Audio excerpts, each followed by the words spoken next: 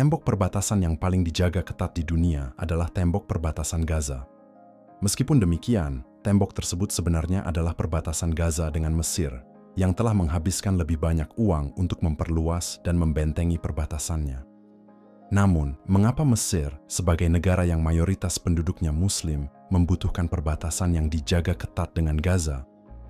Hal ini berkaitan dengan konflik di sisi lain perbatasan. Mesir dan negara-negara seperti Yordania memiliki sikap yang cukup keras terhadap penerimaan pengungsi Palestina. Sikap ini berasal dari pelajaran berat yang dipelajari dalam beberapa dekade terakhir. Masuknya pengungsi Palestina sebelumnya dan organisasi pembebasan Palestina telah menimbulkan tantangan besar terhadap stabilitas mereka, bahkan dalam beberapa kasus menyebabkan perang saudara yang dampaknya masih dirasakan hingga saat ini. Banyak orang di seluruh dunia sering bertanya mengapa negara-negara di Timur Tengah tidak berbuat lebih banyak untuk menerima orang Palestina di negara mereka. Dalam video ini, kita akan melihat beberapa negara yang baru saja melakukan hal tersebut dan mengalami konsekuensi yang parah sebagai akibatnya. Salah satu contoh paling terkenal dari situasi ini adalah di Kuwait. Saat Israel didirikan pada tahun 1948, Kuwait menemukan minyak yang menyebabkan ledakan ekonomi besar. Negara ini memiliki rencana besar untuk pembangunan dan membutuhkan tenaga kerja terampil untuk mewujudkannya. Banyak warga Palestina yang berpendidikan dan terampil memenuhi kebutuhan ini dengan sempurna dan pindah ke Kuwait dalam jumlah besar. Berkat kontribusi signifikan mereka terhadap pembangunan Kuwait, warga Palestina menikmati hak istimewa dan hak yang belum pernah terjadi sebelumnya dibandingkan dengan negara-negara Arab lainnya pada saat itu. Pemerintah Kuwait menyambut mereka dengan memberikan dukungan di berbagai bidang.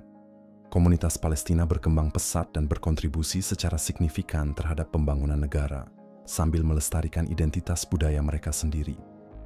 Namun, semua ini berubah pada tahun 1990. Pada tanggal 2 Agustus 1990, Saddam Hussein memerintahkan invasi Kuwait. Militer Irak dengan cepat maju ke Kuwait, mengalahkan pasukan pertahanan Kuwait yang kecil dalam waktu 2 hari. Dalam waktu singkat, pasukan Irak telah menguasai kota Kuwait, dan invasi yang cepat serta brutal ini melibatkan penjarahan yang meluas. Ada banyak laporan pelanggaran hak asasi manusia, termasuk eksekusi singkat dan penahanan massal. Masyarakat internasional bereaksi dengan kutukan langsung dan keras, menyatakan bahwa tidak ada pembenaran apapun untuk tindakan yang keterlaluan ini dan agresi yang brutal. Dewan Keamanan Perserikatan Bangsa-Bangsa dengan cepat mengeluarkan Resolusi 660 yang menuntut penarikan segera Irak dari Kuwait. Meskipun demikian, Saddam Hussein tetap bersikeras mengklaim Kuwait sebagai provinsi ke-19 Irak. Jadi, bagaimana Palestina berperan dalam hal ini? Organisasi Pembebasan Palestina atau PLO yang dipimpin oleh Yasser Arafat secara kontroversial memutuskan untuk mendukung invasi Saddam Hussein. Ini merupakan keputusan buruk lainnya yang menambah daftar panjang keputusan kurang tepat yang dibuat oleh para pemimpin Palestina. Saya kira sikap tersebut didorong oleh beberapa faktor, termasuk aliansi politik dan harapan bahwa bersekutu dengan Irak akan memperkuat posisi Palestina melawan Israel. Sementara itu, sebagai tanggapan atas invasi tersebut, Amerika Serikat memimpin pembentukan koalisi internasional yang luas untuk menentang agresi Irak. Koalisi ini bertujuan untuk menegakkan resolusi PBB melalui cara diplomatik dan militer jika perlu. Dalam langkah strategis, Irak menembakkan rudal Scud ke Israel dengan harapan untuk memprovokasi pembalasan dari Israel. Saddam Hussein percaya bahwa jika Israel memasuki konflik, negara-negara Arab akan dipaksa untuk menarik dukungan mereka terhadap koalisi. Namun, Israel, di bawah tekanan signifikan dari Amerika Serikat, memilih untuk tidak membalas. Pengekangan ini mempertahankan persatuan koalisi dan menggagalkan upaya Saddam untuk mengacaukan sekutu-sekutu mereka. Setelah berbulan-bulan upaya diplomatik yang gagal membujuk Irak untuk mundur, koalisi melancarkan Operasi Badai Gurun pada tanggal 17 Januari 1991. Pada tanggal 28 Februari, hanya 100 jam setelah Perang Besar dimulai, Kuwait dibebaskan dan perebutan kekuasaan diumumkan. Sebagai Presiden Amerika Serikat saat itu, George Bush mengumumkan bahwa agresi telah dikalahkan dan perang telah berakhir. Jadi, apa yang terjadi pada orang-orang Palestina yang tinggal di Kuwait dan mendukung Saddam? Dukungan Palestina untuk Irak menyebabkan reaksi keras terhadap mereka. Kuwait melihat ini sebagai pengkhianatan serius. Akibatnya, antara 200.000 hingga 250.000 orang Palestina diusir dari Kuwait. Pengusiran tersebut bersifat langsung dan tidak langsung. Otoritas Kuwait menerapkan kebijakan yang membuat kehidupan semakin sulit bagi warga Palestina, termasuk pencabutan izin tinggal, penutupan sekolah-sekolah Palestina, dan pemutusan hubungan kerja bagi warga Palestina. Banyak warga Palestina yang terpaksa pergi secara sukarela karena lingkungan yang tidak bersahabat dan kurangnya sarana untuk menopang hidup mereka. Sebagian besar warga Palestina yang terusir menemukan diri mereka mengungsi sekali lagi, mencari perlindungan di negara-negara seperti Yordania dan negara-negara tetangga lainnya. Yordania adalah negara lain yang memiliki sejarah yang cukup gelap terkait Palestina. Setelah Perang Arab-Israel tahun 1948, sejumlah besar pengungsi Palestina melarikan diri ke Yordania. Pemerintah Yordania di bawah Raja Abdullah I awalnya menyambut mereka dan memberikan kewarganegaraan kepada banyak warga Palestina yang memungkinkan mereka untuk berintegrasi lebih penuh ke dalam masyarakat Yordania.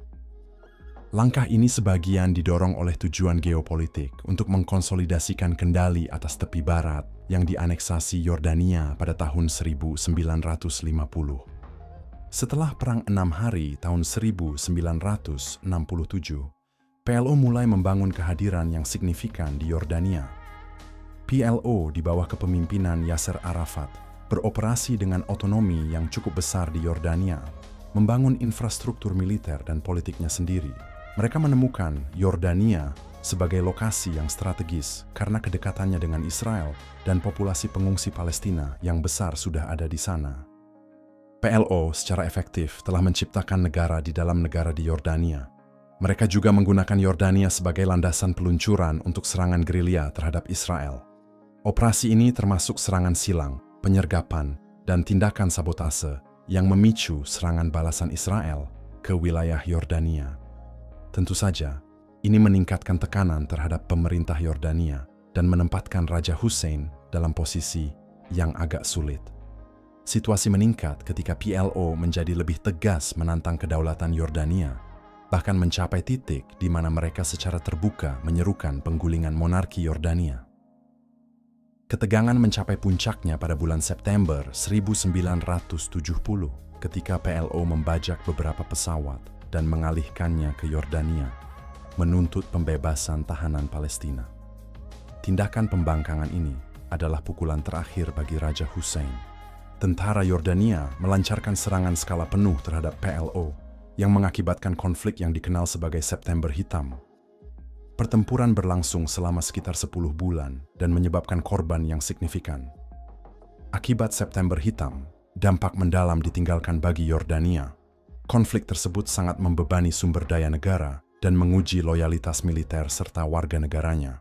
Tindakan tegas Raja Hussein untuk mengusir PLO bertujuan untuk memulihkan kedaulatan dan stabilitas Yordania, tetapi juga memperdalam perpecahan internal.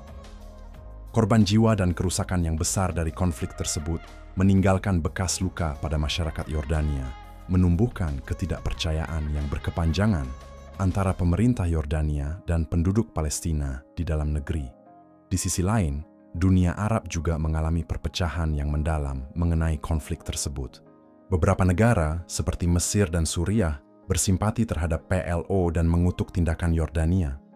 Negara-negara lain, seperti Arab Saudi dan Maroko, mendukung upaya Raja Hussein untuk menjaga stabilitas. Israel menanggapi konflik tersebut dengan seksama karena memiliki implikasi yang signifikan terhadap keamanannya sendiri. Pengusiran PLO dari Yordania dipandang sebagai perkembangan positif yang mengurangi ancaman langsung. Amerika Serikat di bawah Presiden Richard Nixon mendukung upaya Raja Hussein untuk menyerukan pemberantasan PLO. Amerika Serikat melihat stabilitas Yordania sebagai hal yang krusial bagi kepentingannya di Timur Tengah dan memberikan bantuan militer serta ekonomi untuk mendukung pemerintah Yordania. Jadi apa yang terjadi pada PLO? Pengusiran dari Yordania merupakan kemunduran yang signifikan bagi mereka. PLO kehilangan basis operasi utama dan banyak pejuangnya terbunuh atau mengungsi. Para pemimpin, termasuk Yasser Arafat, dipaksa pindah ke Lebanon, dan disitulah kita akan mengalihkan perhatian kita selanjutnya. Lebanon mungkin merupakan kasus terburuk dari pengaruh Palestina yang mengganggu stabilitas suatu negara. Faktanya, mereka masih belum pulih hingga saat ini. Setelah diusir dari Yordania, PLO membangun kehadiran militer yang kuat di Lebanon Selatan, menggunakannya sebagai pangkalan untuk melancarkan serangan gerilya dan serangan roket terhadap Israel. Keseimbangan sektarian Lebanon yang rapuh sudah tegang sebelum kedatangan PLO. Populasi negara itu terbagi di antara berbagai kelompok agama dan etnis, termasuk Kristen Maronit, Muslim Sunni, Muslim Syiah, dan lainnya. PLO membentuk aliansi dengan beberapa faksi Lebanon, yang sebagian besar adalah kelompok Maronit. Tidak ada kejutan di sana, karena kelompok Muslim ini menentang pemerintah yang didominasi Maronit. Dukungan PLO terhadap faksi-faksi ini memberi mereka kekuatan dan sumber daya militer tambahan, yang semakin memperkuat tuntutan dan tindakan mereka terhadap pemerintahan Maronit dan milisi Kristen, sehingga akhirnya terjadi perang saudara. Keterlibatan PLO dalam konflik dengan kemampuan dan aliansi militernya secara signifikan meningkatkan kekerasan. Faksi-faksi Palestina bersama sekutu Lebanon mereka berperang melawan milisi Maronit dan tentara Lebanon. Perang dengan cepat menyebar ke seluruh negeri, menarik berbagai milisi, tentara asing, dan aktor internasional. Seiring berlangsungnya perang saudara, serangan PLO yang terus berlanjut terhadap Israel dari wilayah Lebanon semakin memprovokasi pembalasan dari Israel. IDF melancarkan operasi besar, termasuk Operasi Litani, pada tahun 1978 dan invasi Lebanon pada tahun 1982 yang bertujuan untuk membasmi PLO dan menghancurkan infrastrukturnya. Operasi-operasi ini menyebabkan kerusakan yang luas, yang semakin mengganggu stabilitas Lebanon dan memperburuk krisis kemanusiaan. Perang saudara Lebanon menghancurkan Lebanon dengan cara yang membuat negara ini berjuang untuk pulih dari konflik yang telah terjadi bahkan beberapa dekade yang lalu. Konflik tersebut menghancurkan banyak infrastruktur negara ini, termasuk jalan, bangunan, dan layanan penting. Seluruh lingkungan menjadi puing-puing, ekonomi hancur, dan tatanan sosial Lebanon terpecah belah dengan perpecahan sektarian yang mendalam serta ketidakpercayaan yang masih ada bahkan setelah pertempuran berakhir. Perang saudara mengakibatkan sekitar 120.000 kematian dan ratusan ribu orang mengungsi. Tentu saja kelompok baru juga muncul seperti Hizbullah dan proksi Iran yang hingga hari ini terus memberikan dukungan militer untuk Palestina sambil menyerang Israel. Bahkan saat video ini dibuat, Israel sedang bersiap untuk melancarkan perang skala penuh di Lebanon Selatan melawan Hizbullah. Saya kira sejarah terulang kembali. Sejarah mengerikan ini telah dialami oleh banyak negara Arab dengan PLO atau pengungsi Palestina yang jelas menunjukkan kepada kita mengapa banyak yang cukup enggan menerima gelombang besar orang di zaman modern. Faktanya, banyak negara memutuskan untuk menjauh dari politik abad ke-20 yang telah menyebabkan begitu banyak ketegangan politik, perang, dan ketidakstabilan di kawasan itu. Dan mungkin memang seharusnya begitu. Perang abadi melawan Israel dan sekutunya tentu bukan pertanda baik bagi banyak negara ini, terutama yang mencoba memaksakan diri sebagai tujuan wisata populer karena mereka menjauh dari ekonomi berbasis minyak. Dan disinilah saya ingin memperkenalkan Anda pada Perjanjian Abraham. Perjanjian ini mewakili perubahan penting dalam geopolitik Timur Tengah yang menandai normalisasi hubungan antara Israel dan beberapa negara Arab yang dimulai pada tahun 2020. Perjanjian ini ditengahi oleh Amerika Serikat dan melibatkan penandatangan utama seperti UEA, Bahrain, Sudan, dan Maroko. Selama beberapa dekade, konflik Arab-Israel menentukan lanskap politik kawasan tersebut, dengan sebagian besar negara Arab menolak mengakui Israel. Kata-kata ini menandakan pergeseran dari pan-Arabisme ke pendekatan yang lebih nasionalis dan strategis, yang berfokus pada pertumbuhan ekonomi dan stabilitas regional. Negara-negara Arab yang berpartisipasi memprioritaskan kepentingan nasional dan pembangunan mereka daripada oposisi ideologis terhadap Israel yang telah berlangsung lama. Namun, mungkin bagian terbesar dari ini adalah kemajuan untuk memasukkan Arab Saudi dalam kesepakatan ini. Ini akan menandakan perubahan signifikan di Timur Tengah. Saudi menginginkan jaminan militer, teknologi nuklir, dan lainnya dari Amerika Serikat sebagai imbalan atas normalisasi hubungan dengan Israel. Sayangnya, ini dipandang sebagai ancaman bagi Iran yang tiba-tiba mendapati diri mereka sendirian melawan negara-negara yang menormalisasi hubungan dengan Israel. Dan ini jelas tidak dapat diterima oleh mereka. Saat negosiasi berlangsung pada tahun 2023, proksi Iran, yaitu Hamas, melakukan serangan pada tanggal 7 Oktober yang mengakibatkan kemunduran besar di jalur yang dapat mengarah pada masa depan yang lebih damai bagi semua negara ini, dan mungkin masa depan yang lebih baik bagi Palestina, juga semakin menjauh. Ideologi-ideologi kekerasan yang dipegang oleh para pemimpin mereka yang mengharapkan jalan menuju perdamaian di Timur Tengah tetap menjadi penipuan. Tantangan potensi masuknya Arab Saudi ke dalam perjanjian Abraham masih bisa menjadi langkah signifikan menuju kawasan yang lebih stabil dan sejahtera. Namun, untuk mencapai hal ini akan memerlukan navigasi interaksi yang kompleks dari para pemimpin regional, persaingan, dinamika politik internal, dan lanskap geopolitik yang lebih luas, serta mungkin yang lebih penting, perubahan dalam jiwa masyarakat di seluruh wilayah menjadi faktor kunci. Sejujurnya, pertumbuhan sekularisme bahkan menjauh dari ideologi Islam garis keras. Perang tidak menguntungkan siapapun. Jadi, apa pendapat Anda? Tuliskan pendapat Anda di bagian komentar di bawah. Seperti biasa, jangan lupa like dan subscribe channel ini, serta aktifkan notifikasinya agar Anda tidak ketinggalan video menarik lainnya.